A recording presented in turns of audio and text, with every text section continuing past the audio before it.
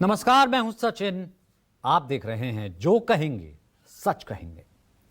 बिहार के जिस voter list में नाम काटने और लेकर राहुल और तेजस्वी में बिहार में वोट अधिकार यात्रा की शुरुआत की, उसकी फाइनल लिस्ट आज चुनाव आयोग ने जारी कर दी है।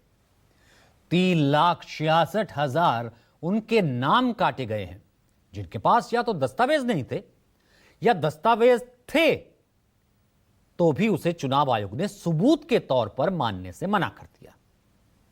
वोटर लिस्ट पर सियासी घमासान के बीच बिहार में इन दिनों भ्रष्टाचार का भी बहुत शोर है। एक के बाद एक बम फोड़े जा रहे हैं। जन सुराज पार्टी के संस्थापक प्रशांत किशोर पिछले कई दिनों से रोज नए खुलासे कर रहे हैं।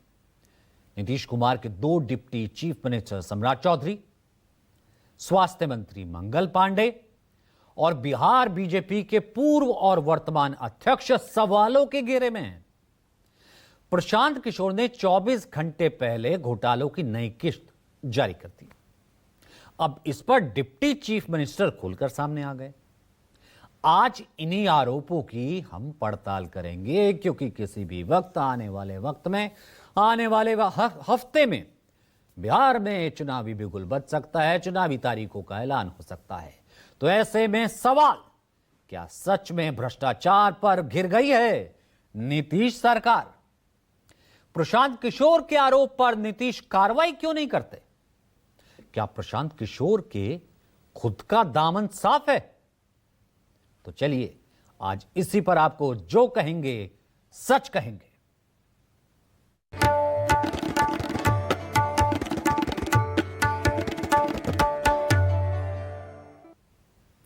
बिहार। अब शो की शुरुआत बिहार की सियासत से ही करते हैं। भ्रष्टाचार पर घमासान मचा है। हैरानी की बात तो यह है कि घमासान के केंद्र में सियासत की काली दुनिया में अब तक करप्शन से कोसों दूर रहे नीतीश कुमार की सरकार के कद्दावर मंत्री हैं। नाम है सबसे पहले अशोक चौधरी। यह वो नाम है जिस पर जन सुराज पार्टी के संस्थापक और पूर्व चुनावी रणनीतिकार प्रशांत किशोर करप्शन के गंभीर आरोप लगा रहे हैं, भ्रष्टाचार के। पीके की इस नई सियासी रणनीति के कारण पिछले एक हफ्ते से बिहार एनडीए में घमासान मचा है। उम्मीद थी कि बीजेपी के पलटवार से पीके के सुर कमजोर पड़ेंगे, फीके पड़ेंगे, लेकिन प्रशांत किशोर ने कल आरोपों की नई किस्त में अशोक चौधरी पर कमीशन खोरी का इल्जाम लगा दिया। प्रशांत किशोर ने आरोप लगाया, कोट अनकोट उन्होंने कहा कि अशोक चौधरी हर एक टेंडर में 5% का कमीशन लेते हैं।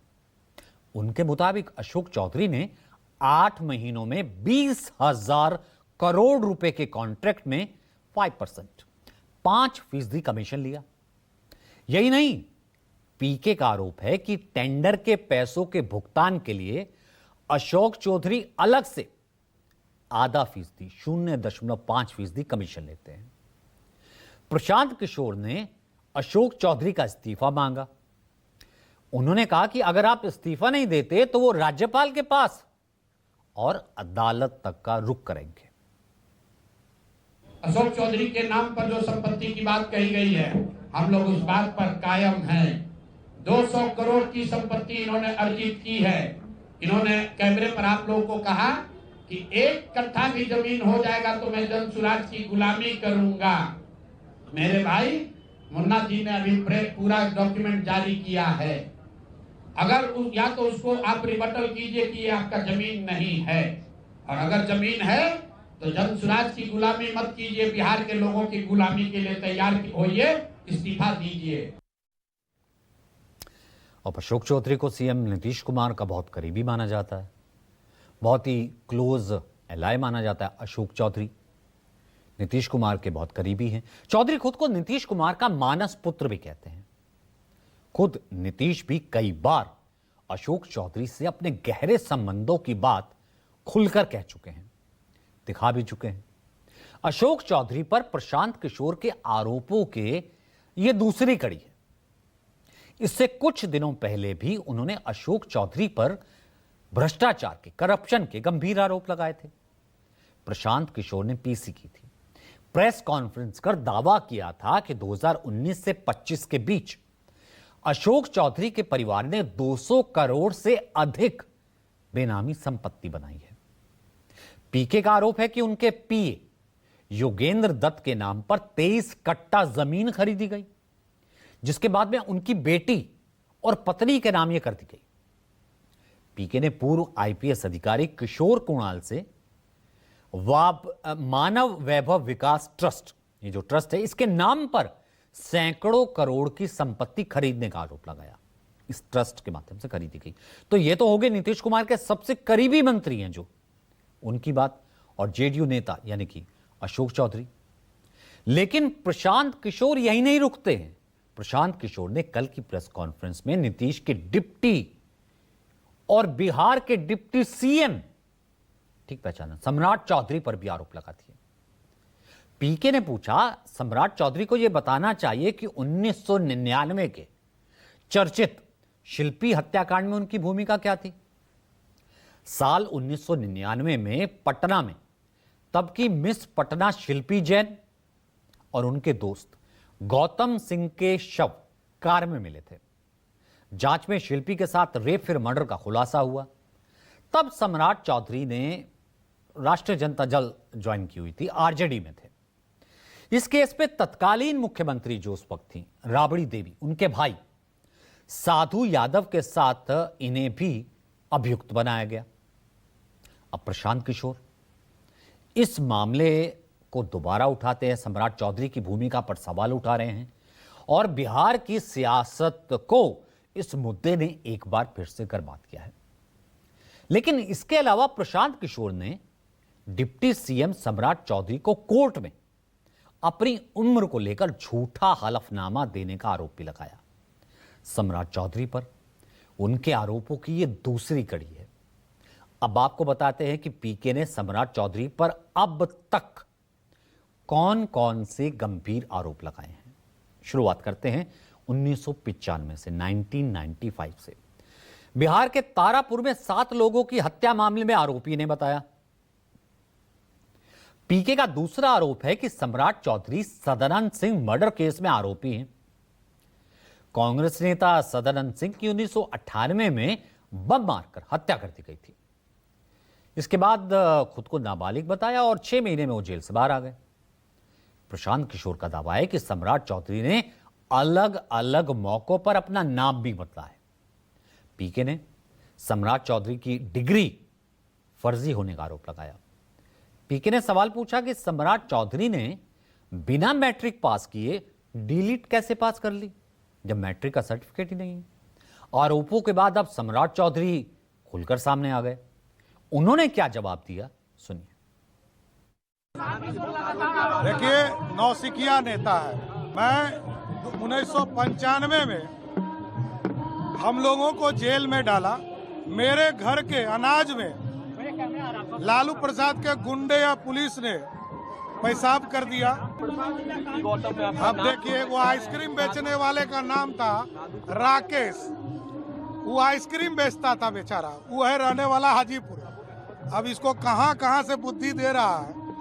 शिल्पी गौतम कांड में पूरी तरह जांच सीबीआई ने किया और हम लोग को तो पता भी नहीं है।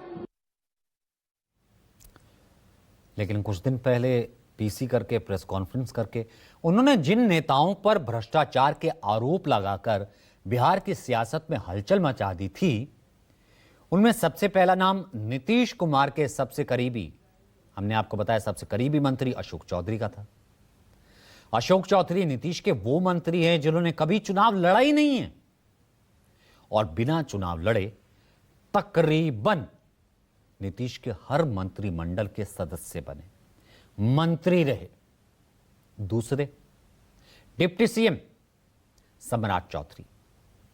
अब इस लिस्ट में तीसरा नाम भी है नीतीश सरकार में स्वास्थ्य मंत्री मंगल पांडे का।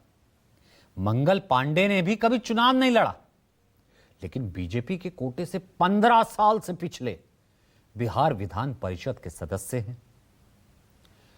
चौथा नाम बीजेपी के सांसद और बिहार बीजेपी के पूर्व प्रदेश अध्यक्ष संजय जायसवाल।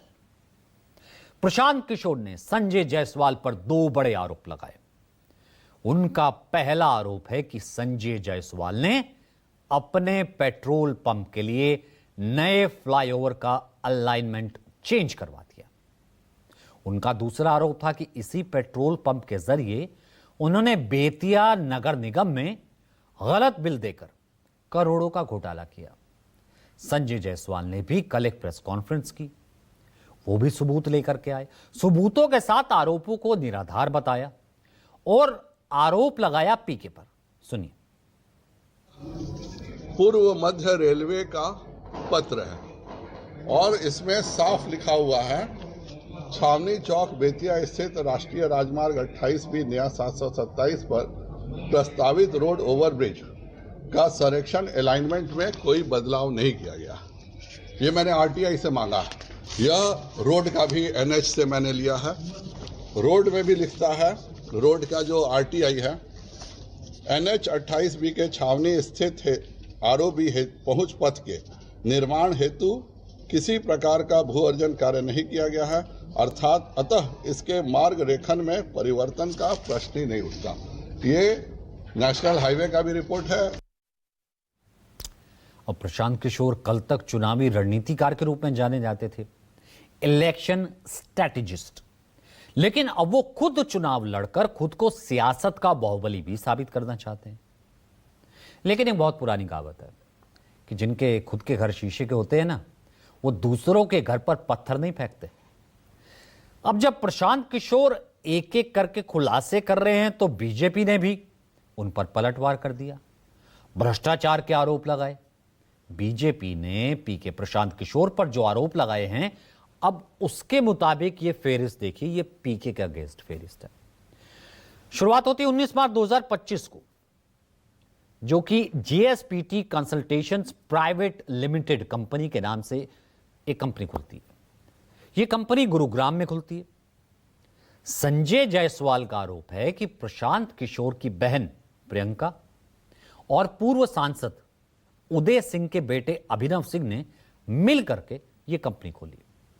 उनकी बहन और उदय सिंह कंपनी के रजिस्ट्रेशन के 2 महीने बाद, यानी कि 19 मई 2025 को उदय सिंह जन स्वराज पार्टी के अध्यक्ष बन गए। सीधे उदय सिंह के अध्यक्ष बनने के 10 दिन के भीतर जो कंपनी खुली थी 2 महीने पहले, Messrs Navyug engineering company limited ने जीएसपीटी को जो खुली थी 80 लाख रुपए ट्रांसफर कर दिए। 1 महीने बाद जून 2025 में इसी कंपनी ने जीएसपीटी को फिर दोबारा 11 करोड़ 80 लाख और ट्रांसफर कर दिए। जुलाई 2025 में फिर 26 करोड़ 50 लाख रुपए जीएसपीटी को ट्रांसफर कर दिए। इसके बाद अगस्त 2025 में Messrs Navyug engineering company limited ने जीएसपीटी को फिर 47 करोड़ का ट्रांसफर किया। अब इस तरह अंदाजा लगाएं, टोटल करें तो 100 करोड़ जीएसपीटी को दे दिए गए। बीजेपी का सवाल है कि आखिर 100 करोड़ रुपए एक कंपनी दूसरी कंपनी को दे रही है, भाई किस एवज में पैसा ट्रांसफर कर रही है? दोनों कंपनियों के प्रोफाइल समझकर सारे सवालों के जवाब खुद मिल जाएंगे। सुनिए। बहन है सर, जिनका नाम है प्रियंका, और इनके उदय सिंह एक्स एमपी जो अभी फिलहाल इनके राष्ट्रीय अध्यक्ष हैं, उनके पुत्र का नाम है अभिनव सिंह। 19/3/2025 को इन्होंने जेएसपीटी कंसल्टेंट प्राइवेट लिमिटेड, जिसका कि पैन नंबर AAGCJ79S2D की कंपनी खोली, जिसमें प्रियंका, इनकी बहन का डिन नंबर है 11007061 और उनका पैन नंबर है AMDPP608E। उसका खाता खुला सर, उसमें जैसा कि आप देखा सेक्टर 18 गुड़गांव में है। 2 महीने में सिर्फ ज्वाइनिंग बने, इसके खुलने के 2 महीने के अंदर इनके राष्ट्रीय अध्यक्ष ने, जो कि MS Navayuga engineering company limited Maharashtra से जेएसपीटी को 11 करोड़ 80 लाख रुपए ट्रांसफर किए। फिर जून 2024 में नवयुगा ने 11 करोड़ 80 लाख, जुलाई में 2025 में 26 करोड़ 50 लाख रुपए जेएसपीटी को दिए। इस तरह 2 महीने में ही महज 50 करोड़ रुपए से ज्यादा जेएसपीटी नवयुगा से मिले। मात्र 2 महीने पुरानी जेएसपीटी एक निर्माण कंपनी को ऐसी कौन सी 30 मार का सलाह देती है जिस कारण वो एजेंसी इन्हें 50 करोड़ रुपए दे पाती है, जो कि एक अभी राजनीतिक दल ठीक से अभी खड़ा भी नहीं हुआ है। और इसके बाद इन्हें खुदरा के रूप में 47 करोड़ रुपए मिले। खुदरा सर इनका 47 करोड़ रुपए के आसपास का होता है। इन्हें अगस्त 2025 में प्राप्त हुए, जिसको इन्होंने खुदरा के तौर पे दिखाया है। अब तक उन्हें लगभग 100 करोड़ रुपए से ज्यादा सिर्फ ये नवयुगा इंजीनियरिंग कंपनी से इनको मिल चुके। तो साहब, राजनीति ही ऐसी है। एक वक्त राजनेताओं को बनाते थे चुनावी स्ट्रेटेजिस्ट प्रशांत किशोर, अब ये उन पर आरोप लग रहे थे। आप फूल फेंकेंगे, भले रंग फेंकेंगे या कीचड़ फेंकेंगे, छींटे आप पर भी आने वाले हैं। ये राजनीति का दस्तूर है। आगे बढ़ते हैं, दूसरे सेगमेंट का रुख करते हैं। जो कहेंगे सच कहेंगे। चुनाव आयोग ने आज शाम बिहार की फाइनल वोटर लिस्ट जारी कर दी। स्पेशल इंटेंसिव रिवीजन की प्रक्रिया पूरी करने के बाद चुनाव आयोग ने अपनी वेबसाइट पर फाइनल वोटर लिस्ट जारी कर दी। चुनाव आयोग के मुताबिक 24 जून 2025 को बिहार में कुल 7.89 करोड़ वोटर्स थे। यह आंकड़ा हम पहले आपको बता चुका है। जबकि आज जारी फाइनल वोटर लिस्ट में 7.42 करोड़ मतदाताओं के नाम शामिल हैं। यानी इसमें 47 करोड़ वोटर्स के नाम काटे गए हैं। तो कुल मिलाकर के देखा जाए कि 47 जो है नाम जो है 47 लाख के करीब जो है वो नाम काटे गए हैं। बिहार में 22 सालों के बाद SIR का प्रोसेस 25 जून से शुरू हुआ था। अब जिसके बाद 1 अगस्त को ड्राफ्ट वोटर लिस्ट पब्लिश की गई थी, उसके बाद भी स्कोप था। इसके बाद मतदाताओं और राजनीतिक दलों से 1 सितंबर तक दावा किया गया था कि आपत्तियां ली गई हैं। फिर फाइनल लिस्ट तैयार की गई और ड्राफ्ट से फाइनल लिस्ट बनी। 1 अगस्त को जारी ड्राफ्ट वोटर लिस्ट में करीब 7 करोड़ 24 लाख वोटर्स के नाम थे। ये टोटल थे, जिसमें 65.63 लाख, लगभग 66 लाख लोगों का नाम काटा गया। लेकिन फाइनल वोटर लिस्ट में जो 3.66 लाख जो अमाउंट आया है, जो कुल है, वो लगभग 3.66 लाख वोट काटे गए हैं। जबकि जो नए हैं वो नए भी जुड़े हैं। ड्राफ्ट लिस्ट जारी होने के बाद चुनाव आयोग ने करीब 3 लाख लोगों को नोटिस दिया था। पहले आवेदन आए, फिर नोटिस दिया 3 लाख के करीब। इस दौरान 2.17 लाख लोगों ने खुद ही, लगभग 2.25 के करीब लाख लोगों ने खुद ही अपना नाम आवेदन दिया, कटवा दिया। जबकि 16.93 लाख, लगभग 17 लाख लोगों ने नाम जोड़ने के लिए आवेदन दिया कि नई लिस्ट में नाम जोड़ ले। आयोग चुनावी तैयारियों का जायजा लेने के लिए 4 और 5 अक्टूबर को पटना का दौरा करेगा। माना जा रहा है बिहार विधानसभा चुनाव की तारीखों का ऐलान अगले हफ्ते हो सकता है।